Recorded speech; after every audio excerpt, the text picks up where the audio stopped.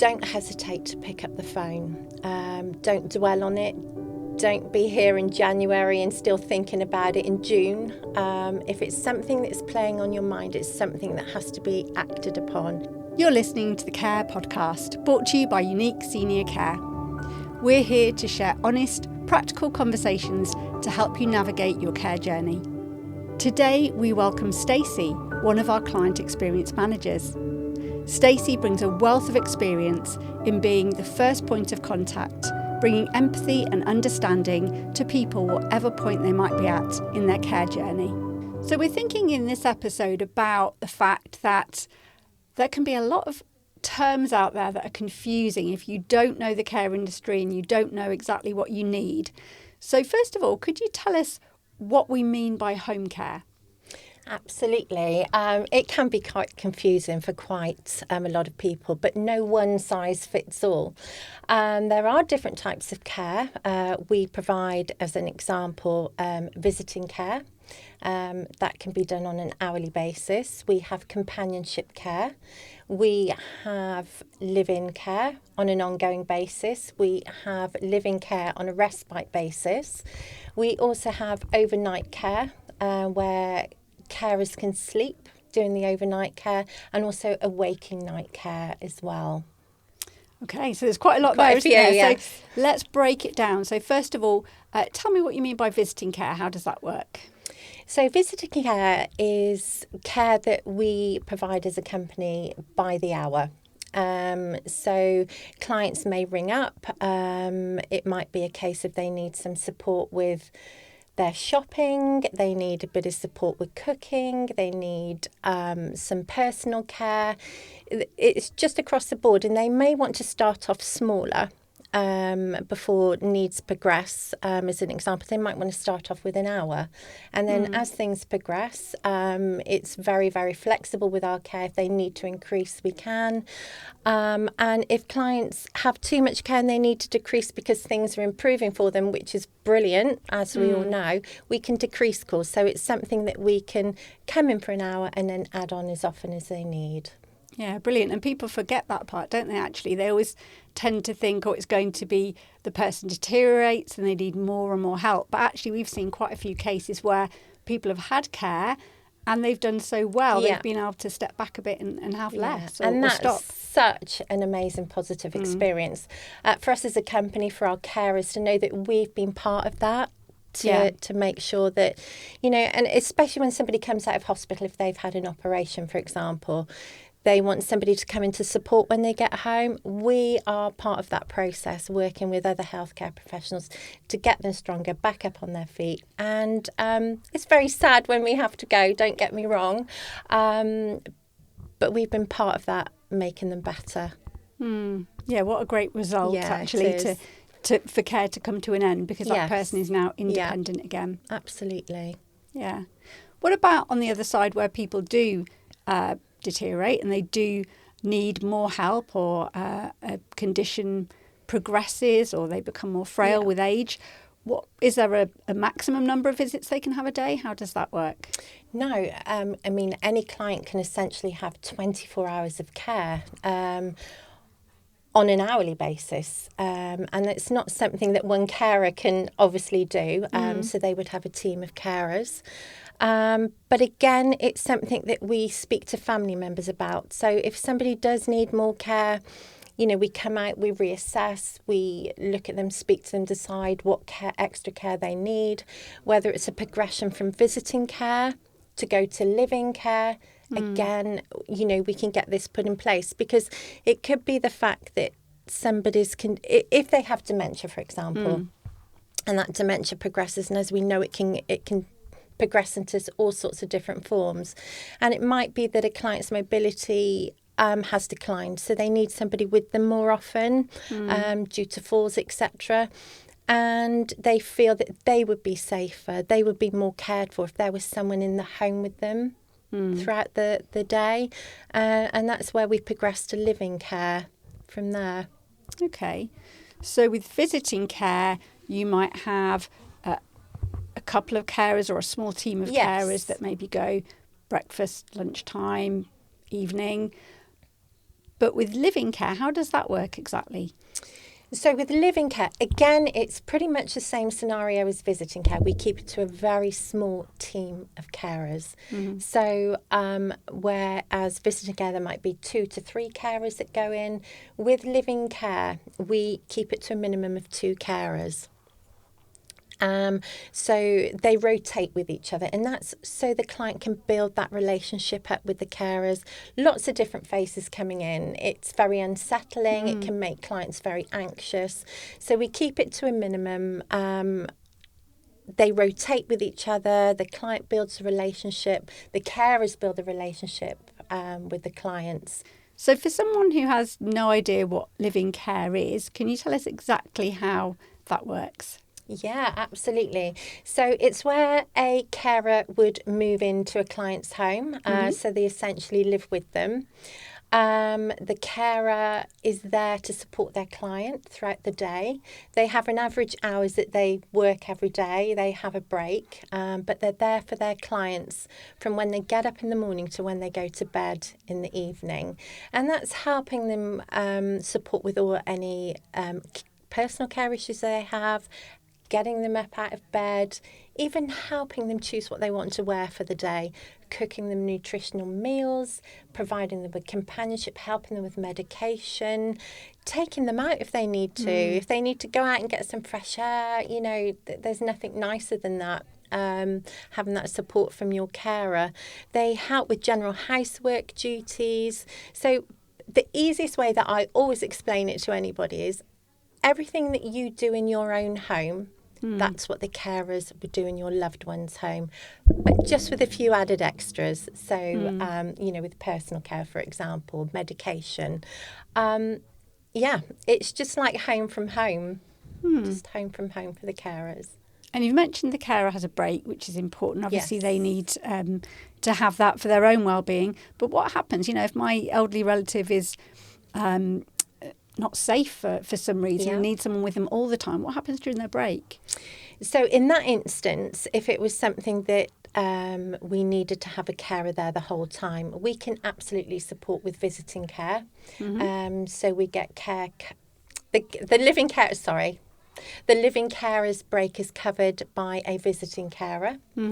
And sometimes, if family members still like to come in to cover that, there could be a neighbour that pops in every day to have a chat, and talk about what they watched on TV the night before. So there's a multitude of different things that we can arrange for that cover. But as I say, family members still like to come in and do their visit, so it's an opportune time to cover for the carer's break. Great. So we'd work with them to make sure that there's a plan in place everyone felt happy with, so that there wasn't a gap in the Yes, so they care. would always be safe at all times. We would never leave them without anybody there. Great. And what happens at night time? Is the carer having to stay awake all night to help the person if they've got a lot of needs? Yes, so there would be 2 types of care overnight then. If it was just a general day-to-day that a client may wake up once per night, they need some support getting to the bathroom, or they might even wake up anxious about certain situations because, as we age, we do worry about different things. And that carer is able to get up a couple of times per night to be able to support them, reassure them, ensure that they're safely back into bed before they go back to their own bedrooms, really.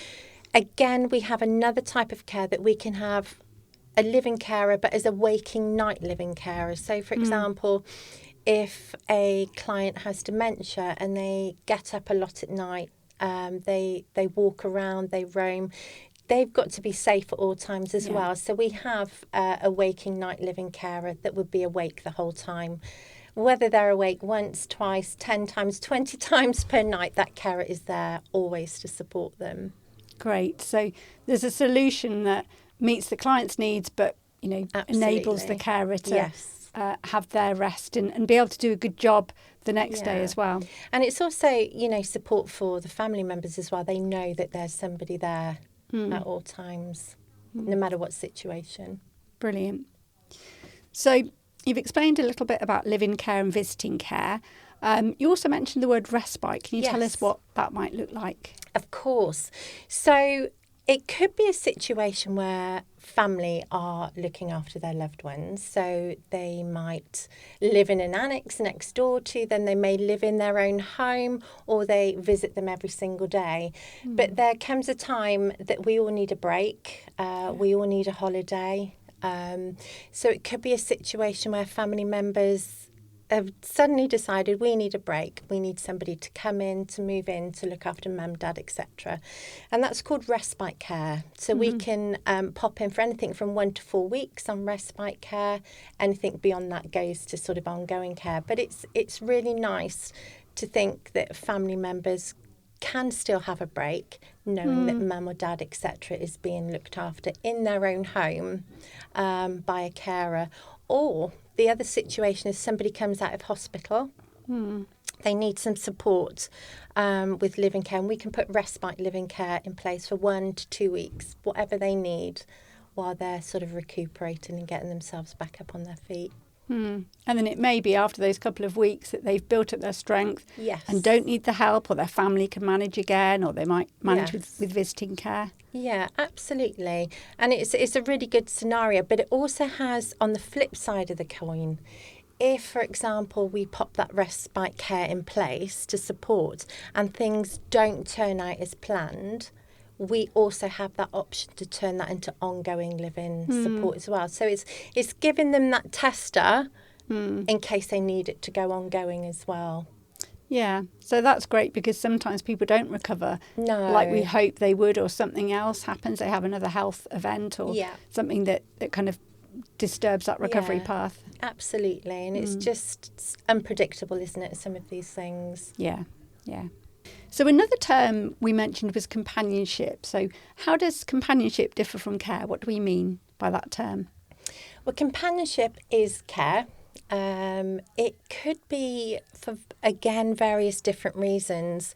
We have people calling in for companionship care because we all get lonely at certain points in our life. And it could be that family members, sons, daughters live quite a way away from their mum, their dad, for example.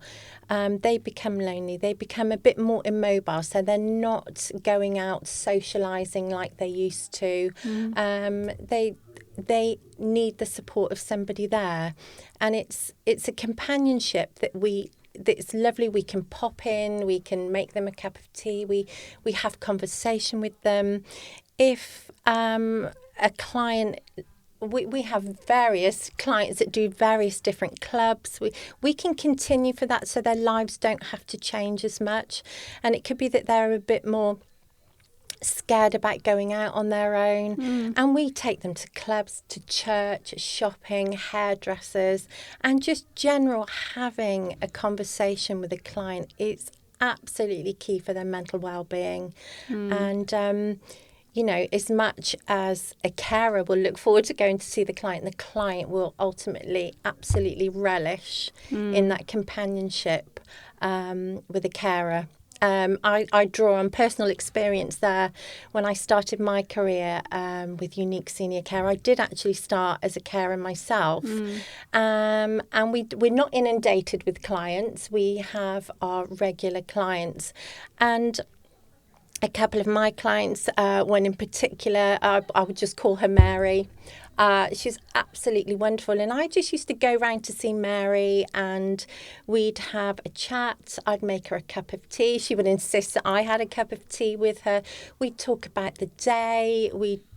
She would love to actually talk about her life sort of gone by. But the joy on her face when I would walk through the door, she was just so excited to see you, because it could be another couple of days before she actually saw anybody else.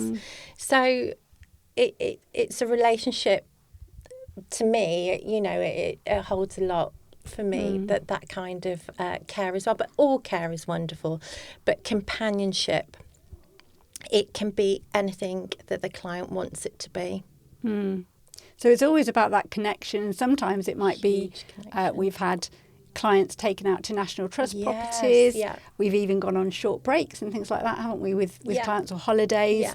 So there is a lot of different options if that's what somebody is looking for. Yeah, that's a good point, Jo, actually. So we support people that go on holidays. Again, like you say, National Trust. Clients that just like to bake. We're absolutely bake a cake with them.